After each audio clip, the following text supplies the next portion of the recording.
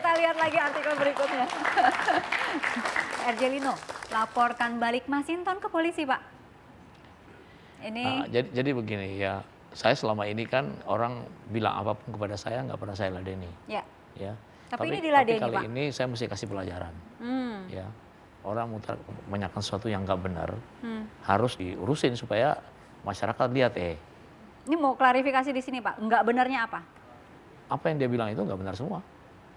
Ya, karena seperti yang dicontoh itu kan, dibilang bahwa saya kasih gratifikasi ke Ibu Menteri. Ya, padahal yang ditaruh furniture itu di rumah dinas Ibu Menteri, rumah dinas Menteri BUMN. Dulu kan Menteri BUMN-nya Pak Dahlan. Tempat itu nggak pernah Pak Dahlan tinggal, karena Pak Dahlan orang kaya punya apartemen sendiri. Bu Rini punya rumah sangat bagus, juga nggak mau tinggal di situ. Ya, kemudian kebetulan istri saya itu jadi ketua Persatuan Ibu-ibu Direksi BUMN. Nah, oleh menteri yang baru itu disaranin kenapa nggak dipakai aja tempat itu untuk rapat kegiatan ibu-ibu daripada ruang itu kosong. Nah, kebetulan karena istri saya jadi ketua, dia minta bantuan sama kantor, bisa nggak kantor pinjamkan furniture ke situ? Ya. Nah, kemudian kantor kasih pinjamkan furniture, beberapa kita beli, ya, untuk pinjam ke situ, dan di situ furniture itu ada labelingnya, ini owned by Pelindo 2. Aset Pelindo 2. Ada tulisannya, semua furniture di situ. Nah, lukisan-lukisan itu ada 15 lukisan, nggak ada tulisannya, karena lukisan itu lukisan koleksi pribadi istri saya, dia pelukis, dia pinjemin di situ supaya jadi enak ruangannya. Apa itu gratifikasi? Jadi statusnya minjemin gitu ya, jadi untuk saya ya, kejadian itu juga ya sangat untuk saya bilang wah terima kasih ada kejadian itu. Karena apa? Karena dengan kata lain orang nggak bisa dapat lagi nembak saya dengan hal yang besar. Jadi yang bagian kecil-kecil itu yang dicari, yang sebenarnya gampang dijawab. Mungkin pertanyaannya adalah kenapa hanya ke kementeriannya Ibu Rini saja begitu, pinjam-pinjamin, saya nggak mau ngurusin, kenapa ya. enggak? Karena orang itu kan menghantam saya kan, jadi apa yang bisa mereka hantam iya. Tapi yang mau saya bilang dengan kejadian itu nunjukkan sekali lagi ya, saya tuh ngerjakan kerjaan yang triliunan gitu loh. Jadi dihantam seperti gitu, ya terima kasih karena dengan demikian orang itu nggak bisa lihat lagi ada ruang untuk nembak saya. Loh kok begini aja kok diurusin ya? Nah makanya itu orang saya bilang udah lawyer kita diurusin aja deh. Jadi yang ini harus diladeni gitu ya. Ladeni. Baik. Ada artikel lain lagi nih Pak. Kurangi beban Tanjung Priok, Pelindo garap kanal Bekasi Laut, Pak. Penjelasannya. Nah ini kembali ya. Kenapa ini digarap? Ya. Selama ini di negeri ini orang selalu percaya bahwa menyelesaikan kemacetan di Priok itu bangun relwe kereta api. Ya. Solusinya kereta api. Ya. Mungkin cuma saya yang bicara. Ya. Kereta api itu nggak menyelesaikan solusi. Ya. Kereta api itu kalau market share di Priok kereta api itu 3% aja istimewa. Karena benchmark di luar negeri di mana-mana. Di Jepang itu railway-nya kayak apa? Negaranya kan kepulauan sama di Indonesia. Itu market share railway angkutan barang itu hanya 3,8%. Di Antwerpen yang railway-nya kemana-mana itu hanya 7% kereta api. Hamburg dan Rotterdam itu hanya 10%.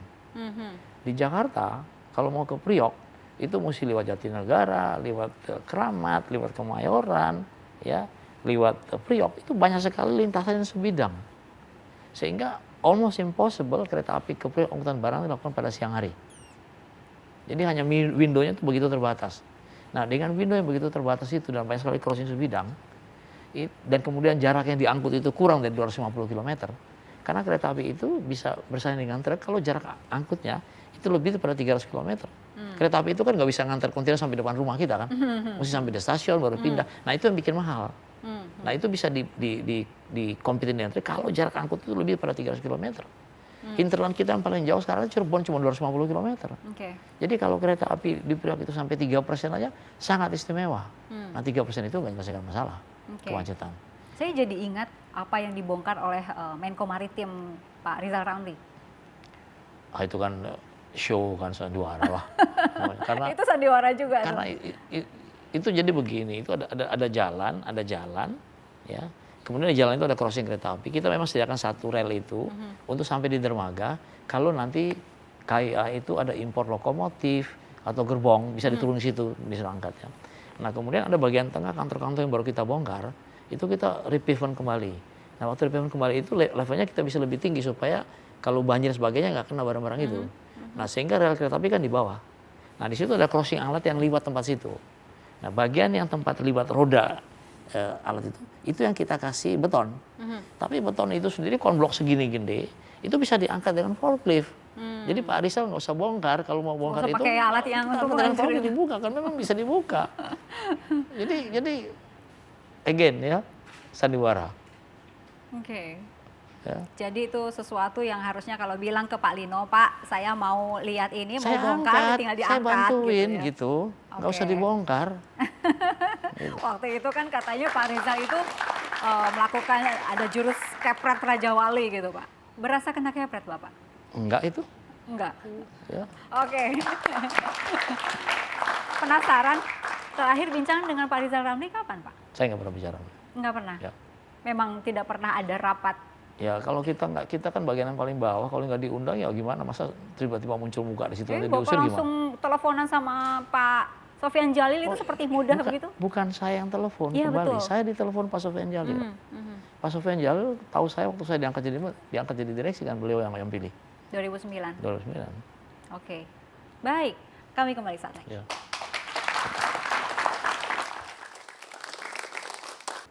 Nah, jadi dia belajar jam 7 sampai jam 11. Saya kan main, gaple, apa segitu. Dia punya ritual itu.